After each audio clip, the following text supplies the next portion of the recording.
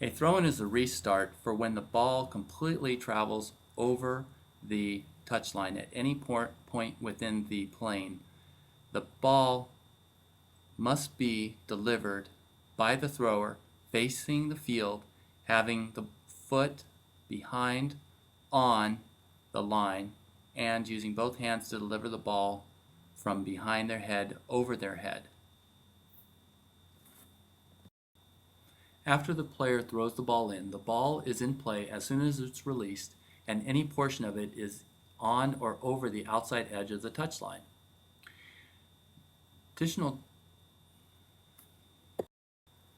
Opposing players must be at least 2 yards from the point of the throw-in. If they are closer than 2 yards, ask them to move back and retake the throw-in. A goal may not be scored directly from a throw-in. This is important and will be a situation which may come up during a game. This is the proper foot placement for throw-ins. The situation where it is improper is when one or both feet are completely in the field of play. Restarting the game with a goal kick. When the whole ball, passes over the goal line, last touched by an attacker, not a goal, play is restarted with a goal kick for the defending team. The ball is placed anywhere in the goal area. An example of a goal kick situation is when the blue team is attacking the red team's goal and last touches the ball before it goes across the goal line, not into the goal. Then this would be a goal kick for the red team. These are examples of proper placements for a goal kick, anywhere in the goal area. For the goal kick, the ball must leave the penalty area to be in play. So if the ball does not leave the penalty area, then the ball has not been put into play, and the restart for that situation is another goal kick.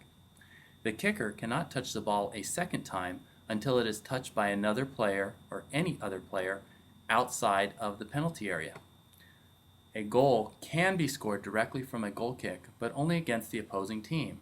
So the team taking the goal kick cannot score on themselves from a goal kick.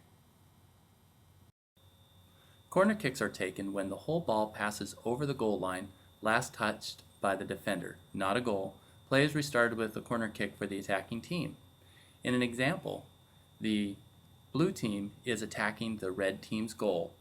The ball last touches a red team defender before going across the goal line without being a goal.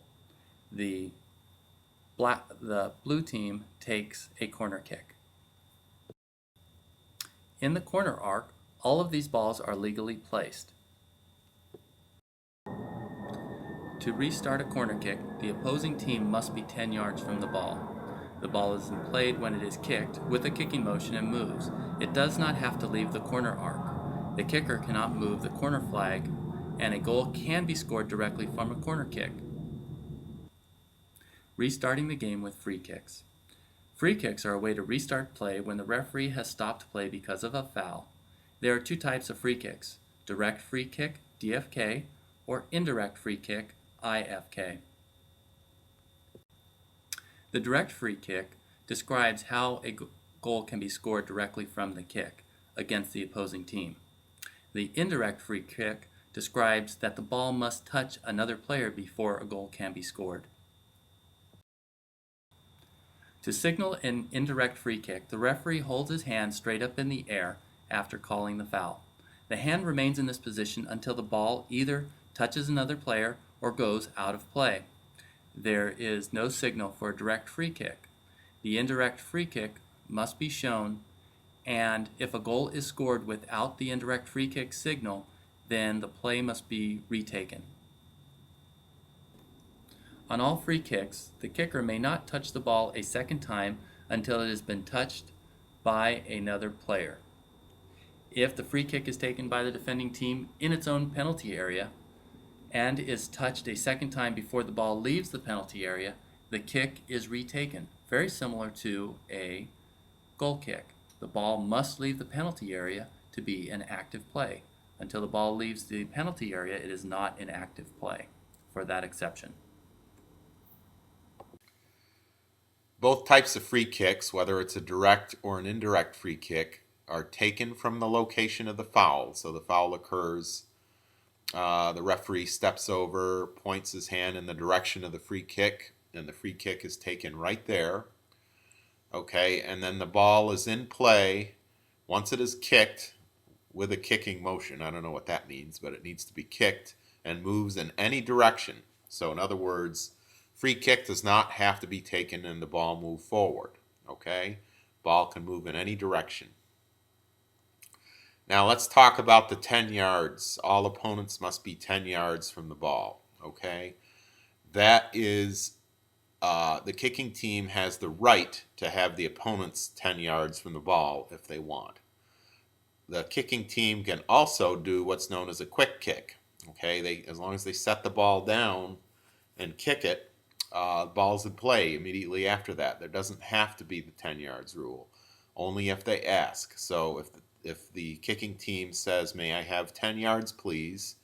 Hopefully it'll be that polite. Then you, as the referee, need to step the 10 yards off from the point of the ball, okay, from where the kick is taken.